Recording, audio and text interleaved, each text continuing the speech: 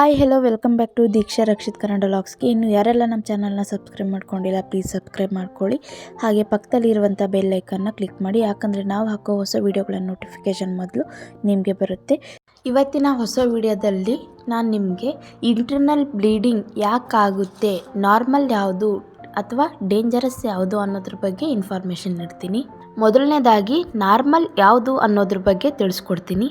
ಗರ್ಭಾವಸ್ಥೆಯ ಆರಂಭಿಕ ಹಂತದಲ್ಲಿ ಅಂದರೆ ಮೊದಲ 3 ತಿಂಗಳಲ್ಲಿ ಕಾಣಿಸಿಕೊಳ್ಳೋದು ಸಹಜ. ಇದನ್ನ ಲಘು ರಕ್ತಸ್ರಾವ ಅಥವಾ ಚುಕ್ಕೆ ಅಂತ ಸಹಿತ ಕರೀತಾರೆ. ಇಂಪ್ಲಾಂಟೇಷನ್, ಹಾರ್ಮೋನ್ ಬದಲಾವಣೆ ಅಥವಾ ಲೈಂಗಿಕತೆಯ ನಂತರ ಗರ್ಭಕಂಠದ ಸೂಕ್ಷ್ಮತೆಯಿಂದ ಇದು ಕಾಣಿಸ್ಕೋಬಹುದು. ಇದನ್ನ ಬಿಟ್ಟು ತೀವ್ರವಾದ ನೋವು, ರಕ್ತಸ್ರಾವ, ಗರ್ಭಾವಸ್ಥೆಯ ನಂತರದ ಅವಧಿಯಲ್ಲಿ ರಕ್ತಸ್ರಾವವು ಗರ್ಭಪಾತ, ಪ್ಲಾಸೆಂಟಾ ಸಮಸ್ಯೆಗಳಂತಹ ತುರ್ತು ಸ್ಥಿತಿಯನ್ನ ಸೂಚಿಸ್ತವೆ. ಹಾಗಾದ್ರೆ ಗರ್ಭಾವಸ್ಥೆಯಲ್ಲಿ ಮುಖ್ಯವಾಗಿ ರಕ್ತಸ್ರಾವದ ಬಗ್ಗೆ ತಿಳ್ಕೊಳ್ಬೇಕಾಗಿರುವಂತಹ ಅಂಶಗಳು ಅಂದ್ರೆ ಯಾವುವು? ನಂಬರ್ 1, ಸಹಜ ರಕ್ತಸ್ರಾವ. ಆರಂಭಿಕ ಹಂತದಲ್ಲಿ ಗರ್ಭಧಾರಣೆಯ ಮೊದಲ ತಿಂಗಳಲ್ಲಿ ಅಥವಾ ಮೊದಲ 3 ತಿಂಗಳಲ್ಲಿ ಕಾಣಿಸಿಕೊಳ್ಳುವ ರಕ್ತಸ್ರಾವ ಅದು ಸಹಜವಾಗಿರುತ್ತೆ. ಅದರಿಂದ ನೀವು ಆತಂಕ ಪಡೋ ಅವಶ್ಯಕತೆ ಇಲ್ಲ.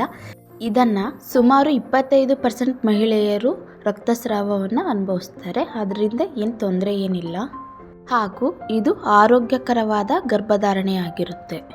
Number 2, implantation ರಕ್ತಸ್ರಾವ. ಭ್ರೂಣವು ಗರ್ಭಾಶಯದ ಗೋಡೆಗೆ ಅಂಟಿಕೊಂಡಾಗ ಸಂಭವಿಸುವ ರಕ್ತಸ್ರಾವವನ್ನು ಲಘು ಚುಕ್ಕೆ ಅಂತ ಹೇಳಿ ಕರೀತಾರೆ, ಅಂದರೆ ಇಂಟರ್ನಲ್ ಬ್ಲೀಡಿಂಗ್ ಅಂತ ಕರೀತಾರೆ.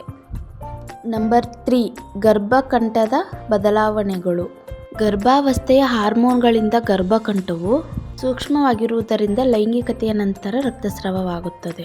ಹಾಗಿದ್ರೆ ನಾವು ಡಾಕ್ಟರ್ನ ಯಾವಾಗ ಕನ್ಸಲ್ಟ್ ಮಾಡಬೇಕು ಅಂತಂದು ಹೇಳಿದರೆ, ತೀವ್ರವಾದ ಸೆಳೆತ ಅಥವಾ ಹೊಟ್ಟೆ ನೋವು, ತಿಳಿ ಕೆಂಪು ಬಣ್ಣದಲ್ಲಿ ಹೆಚ್ಚು ರಕ್ತಸ್ರಾವ ಅಂದರೆ ಬ್ಲೀಡಿಂಗ್ ಆಗ್ತಿದೆ ಅಂದಾಗ ಸಹಿತ ನೀವು ಡಾಕ್ಟರ್ನ ಕನ್ಸಲ್ಟ್ ಮಾಡಬೇಕು.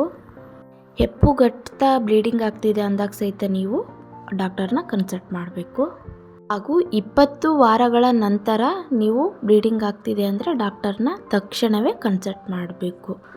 ಯಾವುದೇ ಸಂದರ್ಭದಲ್ಲಾಗಿರ್ಬೋದು, ನಿಮಗೆ ಅತಿ ಹೆಚ್ಚು ರಕ್ತಸ್ರಾವ ಆಗ್ತಿದೆ ಅಂದಾಗ ನೀವು ಒಂದ್ಸಲ ಡಾಕ್ಟರ್ನ ಕನ್ಸಲ್ಟ್ ಮಾಡ್ಕೊಳ್ಳೋದು ತುಂಬಾ ಒಳ್ಳೆಯದು. ಇನ್ನಷ್ಟು ಹೊಸ ವಿಡಿಯೋಗಳಿಗಾಗಿ ನಮ್ಮ ಚಾನಲ್ನ ಸಬ್ಸ್ಕ್ರೈಬ್ ಮಾಡಿ. Thank you for watching.